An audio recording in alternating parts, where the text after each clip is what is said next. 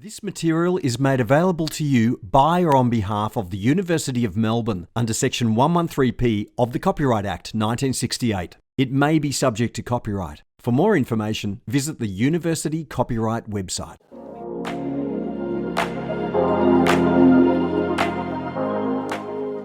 Good afternoon, everyone. I would like to start by acknowledging the traditional custodians of the land on which we gather, the Wurundjeri people of the Kulin Nation, and I pay my respects to elders, past, present, and emerging. And I extend this respect to all First Nations peoples here with us today. As we move into summer, from summer into autumn, as the days get shorter and the academic year gathers momentum, and we all seen it this week, we are reminded that learning is shaped by place, by season, and by enduring custodians of this custodianship of this land.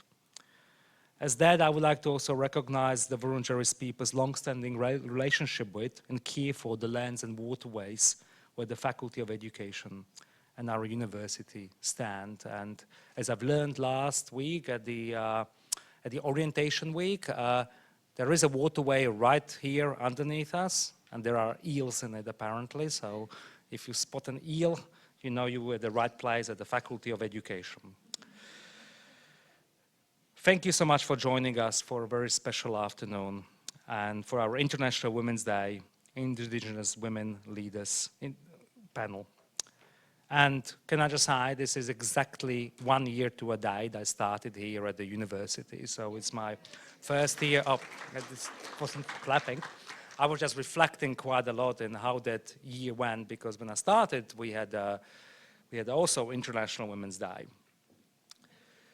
This year's United Nations Australia theme, Balance the Scales, invites us not only to celebrate women's leadership, achievement, and resilience. And resilience is quite an interesting theme. As you may be aware, resilience is a key theme of our university strategy 2030. But it also invites us to reflect on what equitable participation requires and means. And here at the faculty and also at the university, we often do it symbolically, and sometimes we do it rhetorically. But what I'm really interested in, really looking forward this afternoon as we have a discussion how it can be done structurally, culturally, and intellectually. And I know we have the right people with us here today. Today we are here because and with our Indigenous women leaders whose voices, scholarship, and lived experience will challenge us to think differently, to act collaboratively, and to reimagine what justice and inclusion look like in education and society. Our faculty is really fortunate to bring together Indigenous women leaders from across the university and from within our own academic community, and that's really important. And it's aligned this afternoon to respond to that call of balance the scales. What does it mean for women to attempt to balance the scales? And more specifically, what does it mean for Indigenous women who have navigated the higher education sector here in Australia and globally, achieving great success alongside their often disproportionate responsibilities while facing a lot of structural and cultural challenges. So we are privileged to learn from Director at Murrup, Barak, University of Melbourne's Inala Cooper, Professor Nikki Moodie, Director at the School of Culture and Communication, and Dr. Mentha, Senior Lecturer of Indigenous Education here at the Faculty of Education. And we have our host, Professor Elizabeth McKinley, will guide this conversation. Lix brings her own experience as a FACILITATOR, a woman of great strength from Aotearoa, New Zealand, and is Deputy Dean here at the Faculty of Education. Liz's leadership across both nations reminds us that balancing the scales is also about comparative insight, about seeing what's possible and where we must still improve. Having lived Australia exactly 1 year and 2 days, I have had the privilege of learning from colleagues and communities here, from our own faculty, and from the leaders, such as great Indigenous leaders like Professor Yalme Yunipungu. I know if Yalme is here today. Oh, she's a dentist, right? And Bern Murphy. Is Bern here? She might be with her. But, and that was all part of initiatives such as Road to Excellence. And I'm really pleased that they are here in Melbourne and our faculty this week. We have great Indigenous leaders here at our university. And just to mention, obviously, Professor Marcia Langton, Professor Melita Hogarth, and our ADI, Jessa Rogers. We have great, fantastic leaders here. And their impact and their leadership and scholarship have had immense impact on our faculty. Balancing the scales requires us to confront what's often invisible. In the Faculty of Education, we understand that equitable education, it really cannot exist without Indigenous leadership at its center. Social justice in education is inseparable from cultural respect, power sharing, and deep listening. So with that, I would like to, it's my honor to hand over to Professor Liz McKinley to lead today's conversation. Thank you, Liz. Please come in. Kia ora, everyone. I knew there'd be some New Zealanders in the audience, right? It's an honour and a pleasure today to be hosting the Faculty of Education's International Women's Day Indigenous Women's Leaders panel. Yeah, before I begin, I also would like to acknowledge country. I wish to begin today by acknowledging that we're gathering on the unceded lands of the Wurundjeri people of Kulin Nations, and I want to pay my respects to the great people of this nation and their ancestors and those who have yet to emerge. I also wish to acknowledge the many nations of the Indigenous peoples who are on the panel and in the audience today. Furthermore, I just wish to acknowledge and pay my respects to the many women who have reared us, who have cared for us, taken care of us, and enabled us. The women educators, the women knowledge holders, and the women leaders of the past who have kept Indigenous knowledge alive, have nurtured and spoken Indigenous languages in their homes, struggled for Indigenous rights, and sought to encourage and sustain Indigenous aspirations. Today we celebrate not just all women, but I want to make particular mention of an extraordinary Australian Indigenous woman, Margaret Williams-Ware. Some of you may know we have a photo on her in on this building down on the ground floor. Margaret was a descendant, and I could get this wrong, of the Gumbaynggirr and Mallara peoples of northern New South Wales. She was the first Indigenous Australian and the first Indigenous woman to graduate with a university qualification in Australia. Yeah. In 1959, Margaret completed a Diploma of Physical Education in a previous iteration of the Faculty of Education. She later went on to complete a Bachelor of Education, a Master's degree with honours, and a doctorate. Margaret unfortunately passed away in 2015, 15 months after I arrived as the first Associate Dean Indigenous and the appointment of the first identified Indigenous staff member in the Faculty of Education, namely Professor Nikki Moodie. I do know that Sue was here beforehand as an academic specialist in and out doing some work from about 2010. Is that right? So yeah, okay. So in addition to offering cakes today, I'm sure you enjoyed them all out there, or at least afternoon tea or something. We at the Faculty of Education wish to celebrate this by discussing what it means to be an Indigenous woman in Australian academia and community in 2026. What does it mean to balance the scales, and how do we go about this? We have 3 Indigenous women leaders who have agreed to share their thoughts and experiences today. So let me just introduce our panellists shortly, and then I'll invite them to come forward and to speak with you. So the first speaker we have is Professor Nikki Moodie. Nikki is a Gomeroi woman and Director of the Indigenous Studies in the School of Culture and Communication in the Faculty of Arts. She did start here. I employed her here at the University of Melbourne, which is why you can get people back, right? Nikki has a background in policy and sociology and has been with the University of Melbourne since 2015. She was a recipient of the 2025 Australian Indigenous Fulbright Award, where she was invited to spend the semester with the Indigenous Governance Project at Harvard University, and she has just recently returned from that. The second speaker will be Dr. Sue Mentha. She is a senior lecturer here at the Faculty of Education. As I said, she's been with the Faculty of Education intermittently since about 2010 or 11. Hails from Magnetic Island, which I've been to. Has everybody else been to Magnetic Island? Great, yes, we've got a few people that have been up there. Off the coast of Townsville in Queensland. She has worked in the early childhood, primary and higher education for 30 years. Sue's focus includes strengths-based approaches, children's rights, co-production and design processes, and an active voice so that all Australians have voice in and ownership of their education and research. And our final speaker is Inala Cooper, who is the director of Murrup Barak here at the university. For those of you who are not too sure, Inala runs the Indigenous, I don't know what you call it, support centre, where students, particularly undergraduate students, but also postgraduate students, get supported across all schools, across all faculties. Inala is a Yawuru woman based in Naarm or Melbourne, and she has had 16 years experience working in higher education. Currently, she is a contributor on the ABC News Breakfast and The Drum. Does that still do? You still do that work? Okay.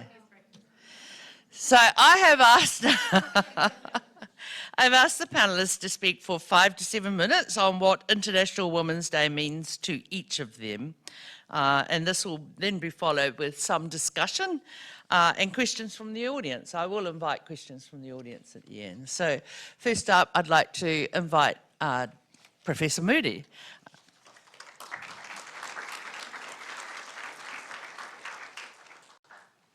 I better make sure I keep eyes on my little timer over here. Thank you very much, everyone.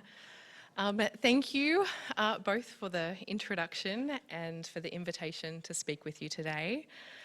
My name is Nikki Moodie. I'm a Gomeroi woman from my mother's side and quite obviously Scottish on my father's. The word for hello in the Gamilaroi language is yama. So yama, everyone. I want to acknowledge the traditional owners of this land and pay my respects to their ancestors for the stewardship of these lands and waters. I want to acknowledge the ancestors and the lands of all Indigenous people who are here today, and send my colleague Shalar Daniels-Mays calls everyone else unsettled allies, which I think is quite nifty. So thank you, unsettled allies, for coming along today. Today I want to talk a little bit about kind of what works, right? Where I stand here kind of on the 18th anniversary of the failure of the Closing the Gap policy. It's a terrible policy. We all know it's terrible. We all know it doesn't work. And yet, this leads to a kind of hand-wringing, right? It leads to this kind of, oh no, well if that doesn't work, what possibly could? And we know, actually, we know what works.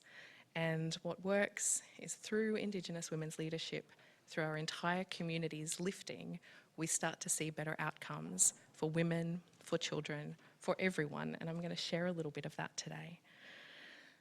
I want to reiterate that Indigenous women's experiences in Australia really do reflect global trends.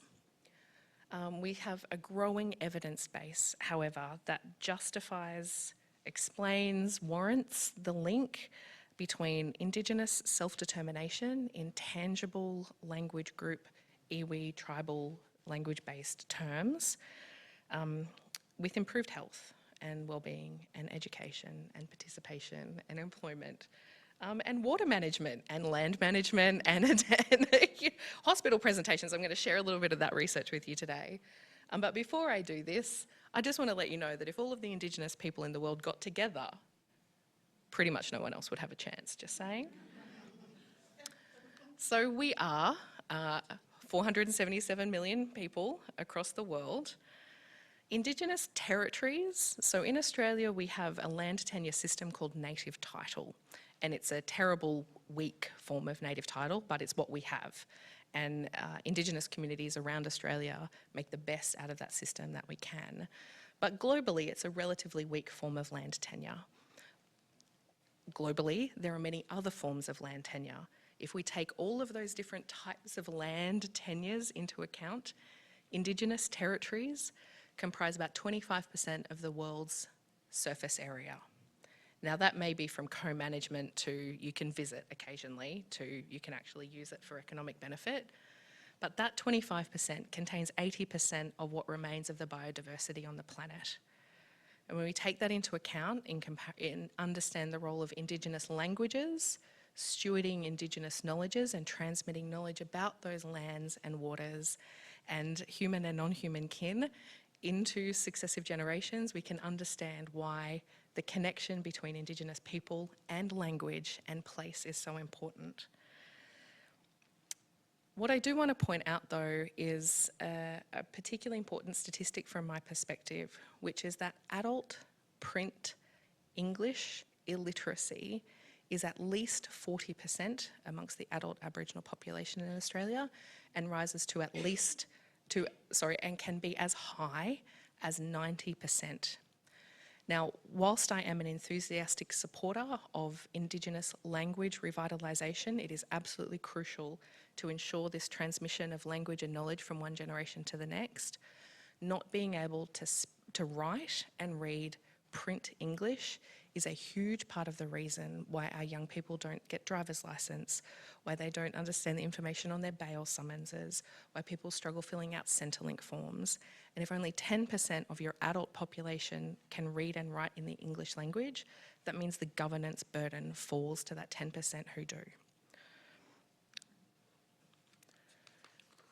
Globally, Indigenous peoples are about 5% of the population, but constitute 15% of the world's population living in extreme poverty. Globally, more than half of Indigenous women have no education, and barely 8% have a university education. In high-income countries like Australia, Indigenous women are less likely to be employed. Indigenous women earn on average 8% less than non-Indigenous women, and Indigenous men earn nearly 1/4 less than non-Indigenous men. Globally, Indigenous people are more likely to be working than non-Indigenous people, but more likely to be working in the informal economy, so without the protection of jobs and unions, without the protection of contracts and unions.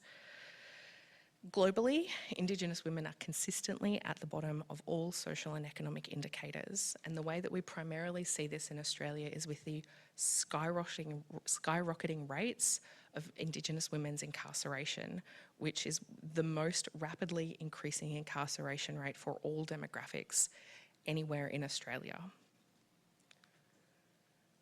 But we know what fixes this, right? We know that all is not lost, that just because the Closing the Gap policy has failed, just because our communities are being over-policed and harassed and child removal rates are going up and incarceration rates are going up, doesn't mean we don't know what to do. We have answers to all of these problems. And part of the reason why I wanted to be here today is to start this conversation about how we can talk more loudly, be more vocal, share the story that we know we have solutions to all of these problems. When communities are in control and they have self-determination, we have lower suicide rates. When communities have more self-determination and their own lands, they get more economic activity on those lands. When we have more self-determination, we have less diabetes, we have more hospital presentations for preventable illnesses.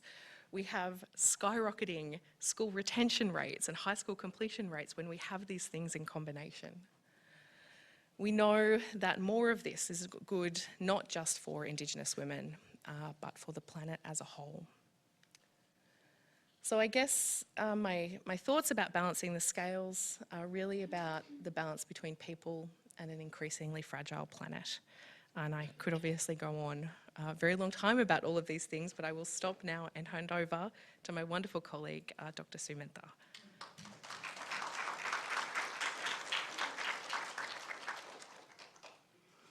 Hi everyone.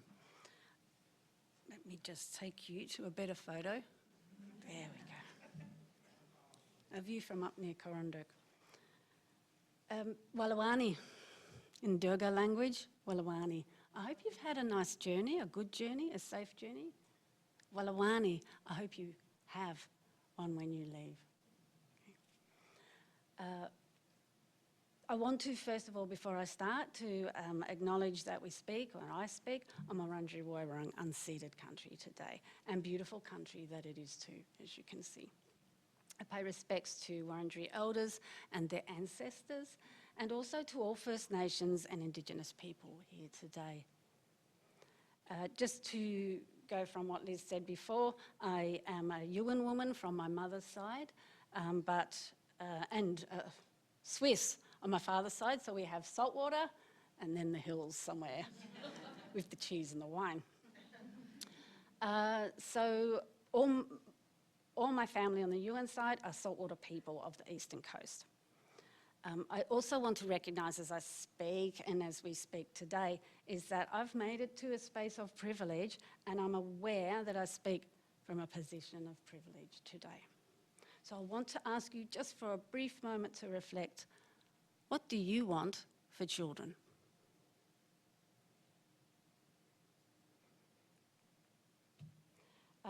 Balancing the scales, to me, brought an immediate image of all the bad stuff and what needs to get done. But I knew my brilliant colleague would cover a lot of the details of that, so I'm taking a broader lens today. And while I say broader lens, I'm also referring to behind the scenes. Systems do need change. Structures need rewiring and building at that architectural level. People want to heal, and they need to heal, not continue to see pain in their children. I also know my wonderful, as I've said, they will be speaking and sharing details on these things. So for me, I want to recognise and acknowledge the strengths and spirit of Indigenous people over the generations that help keep us going. So, to the many, countless aunties, nans, mums and sisters, the googadies and immies who continue to hold us up. And Nikki mentioned the lifting up. Holding up the work, holding up the country, holding up culture, holding up families, holding family members together while watching them forge their own lives through the obstacles that are too often already in place. Where the whole person is not seen, the strengths ignored, and potential is too tightly limited. Before birth, obstacles to good health and well-being are already in place. These obstacles form knots of discourse and discriminatory practices which meet the jargons, the bubbers, coming into the world. So some of these obstacles. Frameworks for understanding children. These help to understand how a child or adult is seen or viewed, and if their strengths and skills are noticed and encouraged, or if seen at risk and vulnerable. This might be individuals and populations, or in the dehumanising language of policy, subgroups, before they're even born. The frameworks for how a child should grow and learn and what realising potential might mean is a grid of knowledge deeply etched into our bodies and minds. And if we must have these frameworks, then more Indigenous-led, not Indigenous consulted, Indigenous-led knowledge frameworks are required. Or is it just too hard to shift? And what do we do about that? Another obstacle, disadvantage, and the policy to address this. Spoken about this so well and in detail by Nikki. The standards and the goals are specifically race and based on racialised norms. Supportive and sustainable policy really could aim to address disadvantage for its own sake, for the fact that it's disadvantage, not goals that have Indigenous people measured against non-Indigenous people as the standard. So quality health services all over the country. Increased livable housing in all regions. Programs in all communities to access country, to have self-determination. And these are shown to be baseline for good health, identity, self-esteem, well-being, and strength of spirit. Education's another obstacle. We know its role through history of assimilation that's based on the deficit thinking. And I think it's an institution that is trying really hard to accommodate great diversity, but really struggling to recognise the ongoing legacy of race and the deficit lens through which it was constructed and through which it has rolled out for so many decades. So I think we need a deeper discussion and understanding of structural racism, which maybe could help shift the punitive measures and the conditions that are pathways to disengagement, non-attendance, and the appalling incarceration and out-of-home care rates of children. Sometimes school's the place to go for social contact, but often it's a place of discipline, of misunderstanding, and the gradual dropping of self-esteem. Sometimes it makes people fighters. But most concerning is the damage to one's spirit. The workplace, another obstacle. You know, many young people may do well at school and then enter a workplace where prejudice is seriously out of control and it's a norm. Speaking up and out is not the norm, you know, laughing it off just to keep things manageable, again, killing the spirit. So these are several obstacles that I've referred to. Nikki's given quite an amount of detail on those. So to bring back to the question of balancing the scales, these intersecting challenges of workplace, education, disadvantage policies, and the frameworks of understanding child, what are our roles and responsibilities in this context, in this society?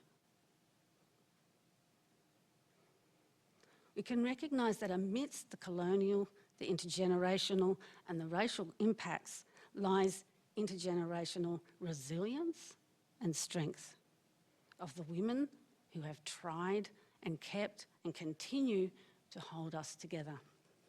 So, aunties,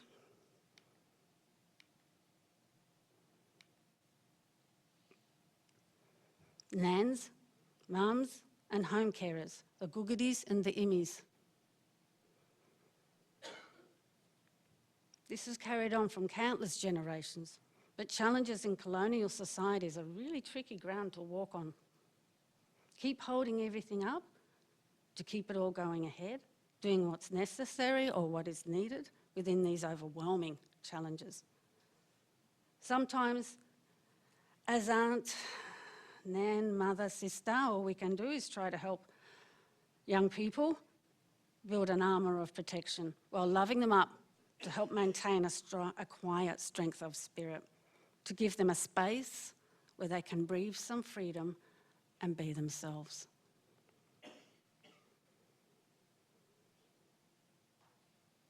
That's the aspiration, anyway.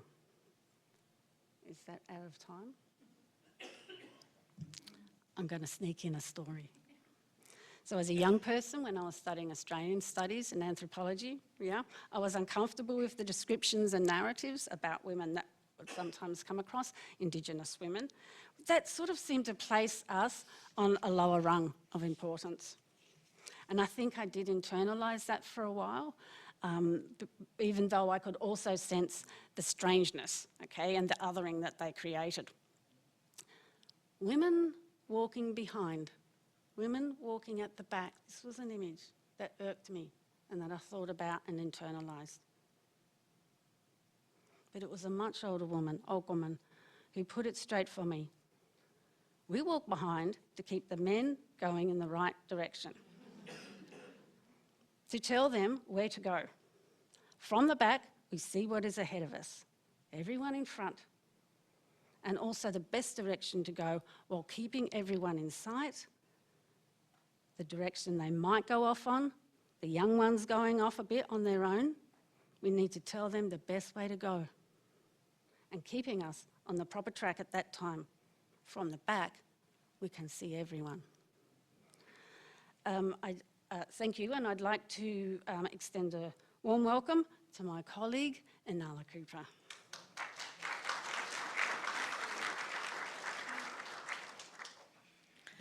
Thank you so much. Naji Gurujin, Nayi Nelawal, Inala, Janu Yaru, Nagalajandu, Buru Rubibi. Warm greetings, everyone. My name is Inala. I'm a Yaru woman. I'm a saltwater woman from Rubibi, which is the original name of the place now known as Broome in Western Australia. I didn't grow up on my country. I was born here on Wurundjeri country and did a lot of my growing up on Gunditjmara country in southwest Victoria in Port Fairy. So I'm just thrilled to be here this afternoon at the Faculty of Education. Thank you so much. Thank you, Dean and Professor Liz. Kia ora. And, you know, I said before, it's week one, it's super hectic. We get really busy at Murrup Barak now, but, you know, there's special invitations that I'll always accept. And thank you.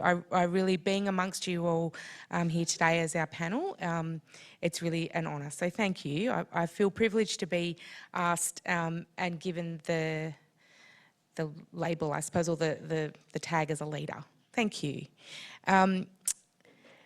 So I've been here at the university for since about 2017, and I came on board, I'd been at Monash for about 8 years and came on board to work in the Atlantic Fellows for Social Equity program.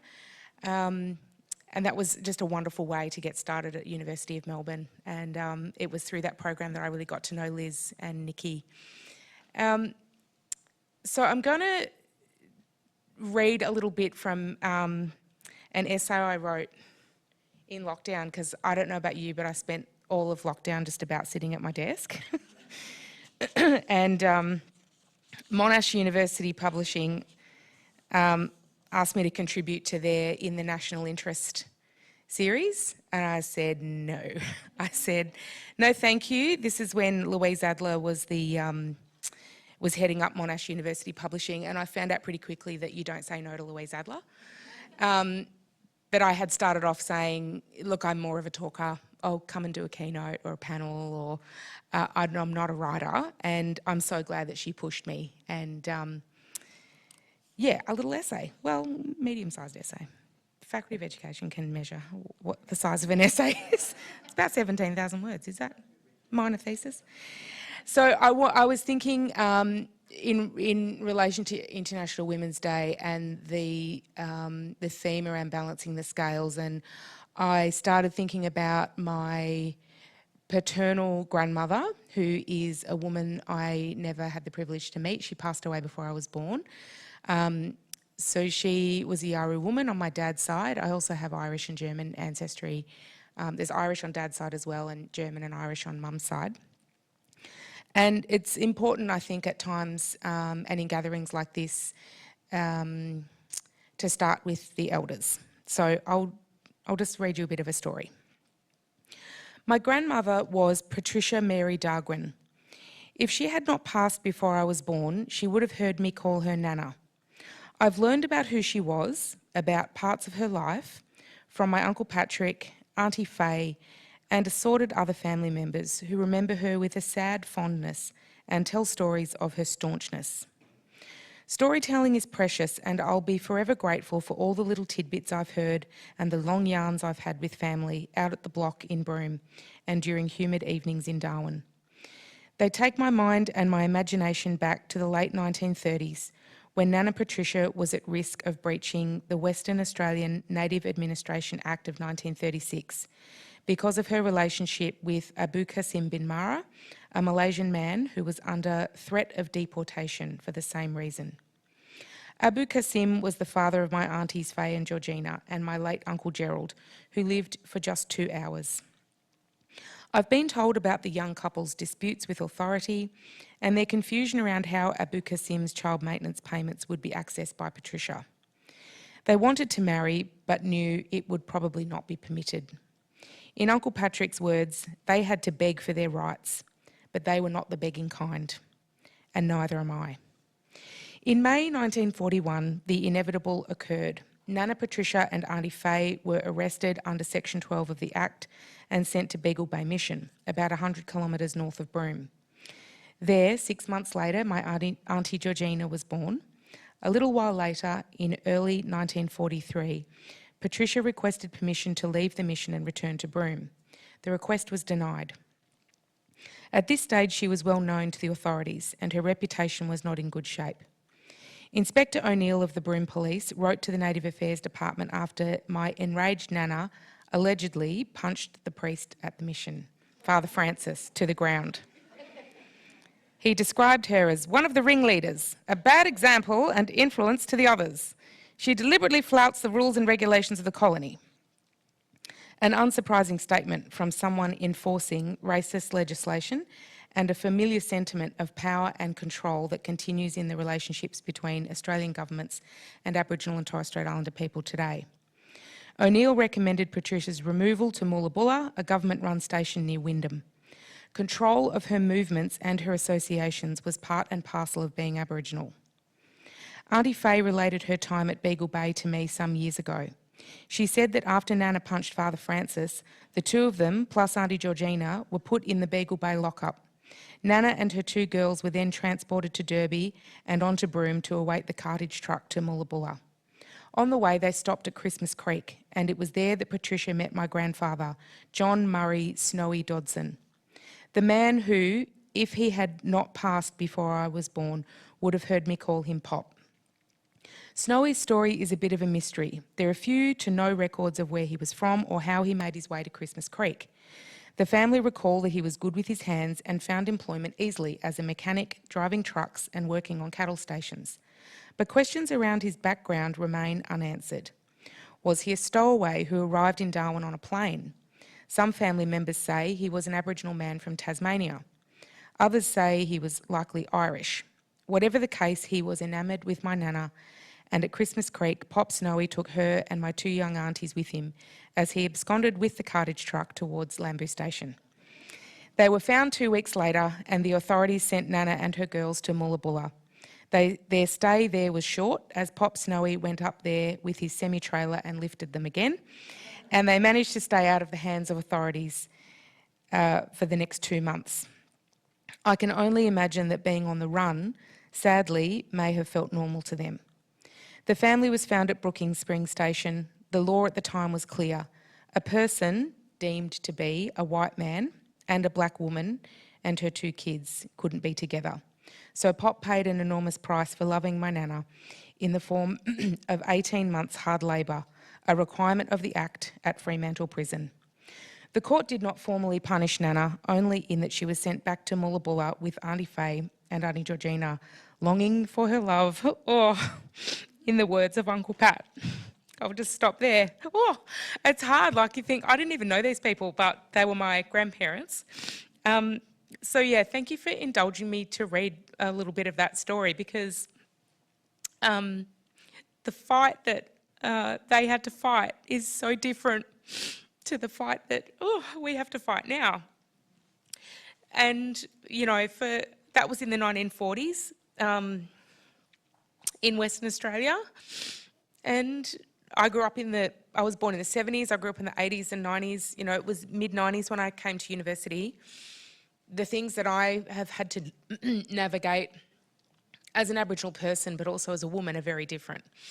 I don't have a daughter, but I have nieces, and they'll have to navigate things with our support and differently, I suppose, than a kid of the 80s and a woman of the 1940s. So, yeah, it was my unknown Nana, the lady that I have never met before, that I thought about this morning. I was thinking about all these other parts to the topic and other reflections to share, but she must have just said, "Nah, you've got to, you've got to, you know, tell this part of the story." So thank you for listening to that. I hope it gives you also some reflection about how we all here at the university are part of a system.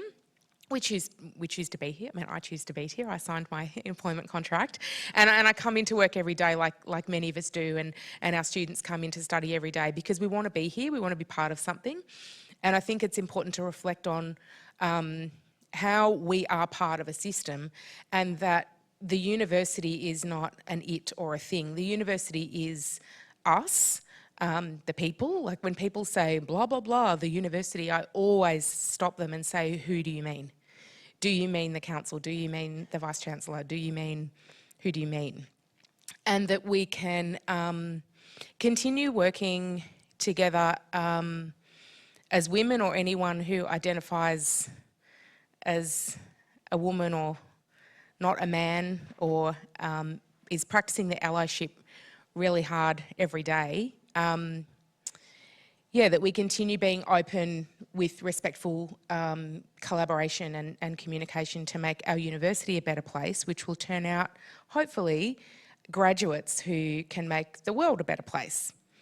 So I'll just pause there because we're going to have a chat now. And I never apologise for crying, but if you started crying as well, then I hope that just let something out.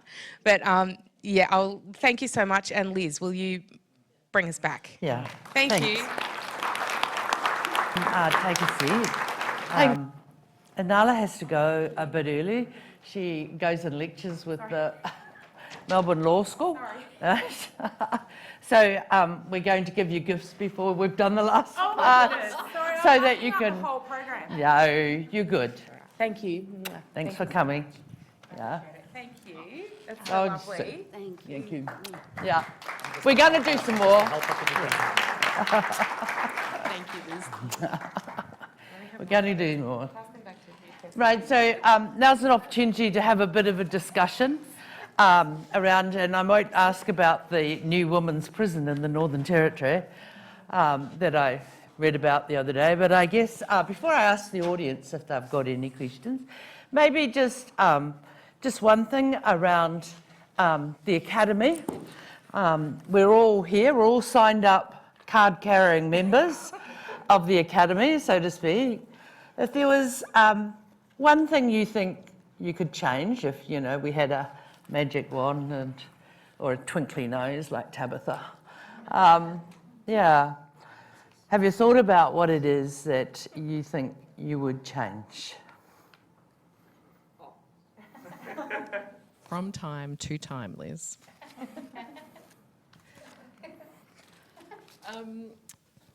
The thing that I have really struggled with the most throughout my relatively short academic career so far is the way in which problems get pursued by people who are interested in a topic. So what I mean by that is that within an Indigenous knowledge system, the definition of what needs to be resolved is usually something that is decided by fairly senior people, usually behind closed doors, and resources, people, issues then get tasked with addressing this kind of problem. But inside universities, an Indigenous topic is largely at the purview of whomever is curious or interested, which can lead to the representation of particular problems in all sorts of fascinating ways. And it's not always Indigenous people ourselves who are deciding what the problem is that needs to be resolved. It's not always Indigenous people who are able to say, oh yeah, no, yes, you should definitely go off and look at that. Yes, that's important, go. Instead, we have this kind of strange interpretation of what academic freedom means.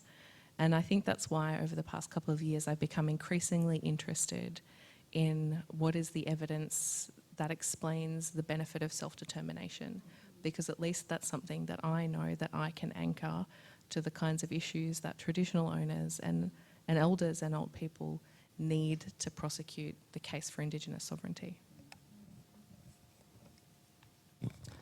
Do you want me to answer this? Yeah. Just you don't have to. If you've got something to say, I have a couple Yeah. of things. So first of all, Nikki, when you were talking about closing the gap, last week I was at Universities Australia Summit and the Shadow Minister for Education spoke, and there are a number of things that I took issue with. But he said that, because he's also Shadow Minister for Indigenous Australians, that there are more Indigenous people, which is true, coming through university and getting their degree and going into their profession.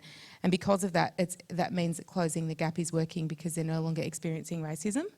That is a hot take. Look, I was really disappointed because he crossed the floor as a Liberal minister in support of The Voice. And he has said a few other things where apparently there's no pay disparity anymore either for Aboriginal people. Anyway, I took issue with that because I was like, where's the evidence? Like, you're at a conference full of university vice-chancellors, professors, like, where's your evidence? Anyway, that made me mad. So I'm glad you brought that up because it's not perfect and we do know what the solutions are. I think in the context of our university and things that I'd like to change or that I'm striving always to change, is that it's really important for people to know and understand what isms are and what they are not, like racism or sexism. If you don't understand what racism is or if you don't understand what sexism is, then you can't do good work to eliminate them. So I think that understanding is really important, not just through listening to people's lived experience, but also by engaging with the scholarly, evidence of what things are and what they are not. Yeah, that's what I would change. Yeah. So do you have anything to say, or? I think I need a reminder of the question. Yeah. The question was is there something you would change if you could do one thing? What would be your priority, I guess, in the sense of the academy? Yeah. Oh, just one thing, okay. Yeah, look, I brought up before about frameworks for understanding the child, and I think that's why I got into academic field. It's why I came to be more higher qualified, I guess we could say, in early childhood education, to change that. And really that can only come from at that university level as well, and the research and the constant, I don't know, it's a repetitive thing. It's something that's said a lot and that we've been saying for years. And the deficit lens is a bit hard to understand, I guess, because it's not shifted. So thinking about what that means to have a framework for understanding children that is actually very deficit for anyone who doesn't hold that normative existence. So I dream of one day being someone who can develop something to give to people as a gift in that respect, but it's a very hard job. Great. I'm going to open it up to the audience. I mean, I have lots of questions, but I see these people all the time. We can have chats, I guess. So I'm going to open it up, see if anybody wants to ask a question. Don't be too embarrassed. There's a young woman here. My name is Devia. I'm from Indonesia, and I'm in my second semester of my Master of Education study here. I want to ask specifically to Professor Nikki more. You presented a lot of numbers before, which I like because I love to work with number. All those numbers are not surprising, but still eye-opening. And my question is, sometimes marginalization and discrimination are not shown in numbers. There are hidden marginalization, implicit marginalization, and discrimination. In fact, in my country, in Indonesia, women are thriving in so many statistics, but they are still somehow marginalized and discriminated through those implicit and hidden marginalization. to put it in simple words, in my country, women has more obligations to do with less rights to entitled to them. So my question is, as a young woman, educator, and researcher, what can I do to make sure that woman power goes beyond numbers? Thank you. Thank you so much for that question. I think one of the things that is very hard to do in Australia is to understand the struggles of people around the world. Australia is, as you know, Australia is a very long way away from everywhere else, and I think we don't always see or hear or listen actually here in Australia to the struggles of people in other places. There is a book, the author of whom I'm going to forget, Liz, but I believe the title of the book is The Struggle Without End. Oh, that's Rangi Walker. And I think books like The Struggle Without End show us that there is such power in solidarity and community and reaching to extend the hand to other people who might want to walk with us. And so even though we may or may not see legislative change and we may be fighting against structures of violent patriarchy or strictures that we can't even sometimes put our names, we can't even name them how bad they are. But the point is always community. And I think that's something that Indigenous people in Australia have found, is that no matter how bad things get, and things can get pretty bad, and I think globally we see at the moment things aren't going well. But the answer is always community, and the answer is always connection and taking care of the people who you can extend a hand to. And that will sustain us through the hardest of struggles, even if we don't see the answers that we want to see in our lifetime. So that might not be the simple answer, but I think that's maybe the more human story that sits behind the numbers. Does anybody else have a comment? I'm not a numbers person, but solidarity is numbers. Yeah. Hey, yes. And also, we wouldn't be in this global situation if we were under a matriarchy. We would not. So matriarchy is what we need. Yeah, I have to say, having raised the issue of what's happening at the moment, in New Zealand, I know we thought we'd make great gains, and it shows you how easy they are lost or pushed back. Yeah, a lot of things happening around that. Great question. Somebody else hang on, up. Yeah. Good afternoon, everyone. My name is Dee Coulson. I am interested in the indigenous culture. I rather use this word than First Nation, I'm sorry. But my question is this: do any of the panelists speak the language of your country? If so, I'd like to hear the language acquisition and the language maintenance, please. What's happening? Yeah. Thank you so much. It's a really important question. The only Yawuru language that I can say are the words that I said at the beginning when I was at the lectern. I didn't grow up learning my language, neither did my father.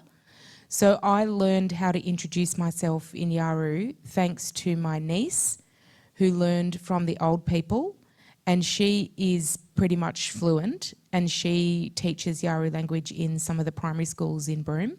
So she taught me how to introduce myself, and we have an app where you can go on your phone or on your device to learn other words. There's a really good website called the 50 Words Project, which is a really accessible way to read and hear various language words from across the continent. But that's all I can say in a concise paragraph to introduce myself.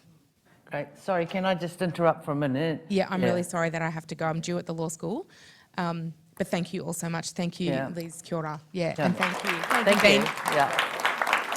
We've got about 5 minutes left, so maybe somebody else wants to ask the question, because language revitalisation you know, once you lose languages, you lose worldviews, don't you? Yeah. Yeah, so just in, Yeah. thank you for asking that question. I have one word in Durga that I know. Right. I know more words and would speak a mix of English and Gabugara, which is from Wurrukba country on Yumbanum in northern Queensland, because of growing up with children and living on what is their father's traditional country. So you work with what you've got, and I will say that a lot of people in that area draw from multiple languages across from, say, Tennant Creek, and then so when we talk, it might be English, but then we might string about maybe 4 or 5 words into that are from all those different languages across there. So that's, for me, is all I know. Durga people have language dictionaries, so there is a dictionary, and because I've been so busy up north, I do need to go back to country and start learning, because it's about being back with community, yeah, and learning it there. Thank you. So I take Gamilaroi classes online, which is great because Gamilaroi's, we've got people everywhere. One of the things about the violent suppression of Aboriginal languages in Australia was the physical punishment of people who were speaking in language. So you were physically assaulted if you spoke Aboriginal languages, certainly in schools. And the likelihood of having your children taken away from you if you spoke to them was one of the reasons for the aggressive suppression of language and story being transmitted, particularly through the first half of the 20th century. But what you often find is that knowledge systems and ideas, as well as words, survive even in attenuated forms. So words that my family used just kind of around the house growing up, like I didn't even realise they were Gamilaroi words until much, much later. You know, one of my favourite words is the Gamilaroi word for spouse is non-gendered. So we don't have a gendered gulir is the word for just a marriage partner. There's just like your life partner, and it doesn't have a gendered word. Doesn't have, you know, that's not how that kind of works. Or Uluwiri is our word for rainbow, which, you know, is great. And I can also tell you the word for to pass wind, but maybe that's a different. It's great. You know, I know Julie's dying to ask a question, but I think we're going to have to draw it to a close, unfortunately. But I think there's a hopeful message, and you know, despite the fact that, you know, the Australian languages are being lost, there is a lot of revitalisation going on. There are a lot of people working very, very hard at trying to reconstruct languages. I know that because I know what the signs look like from New Zealand, where we had to do the same. We started teaching in universities in '59 was the first class in Māori language, but we do only deal with one language, so that is so much easier in that sense. But we have put through schooling now, so do you want to say something? Oh, just really briefly, if you go to the Gumbe map, which is from First Languages Australia, that has a lot of, that's community uploaded material, and a lot of you are nodding, so you're not, but that is where you'll get a sense of language projects around the country. So please could you join me in thanking our panellists, even though one of them has gone. I thank you very much. Yeah?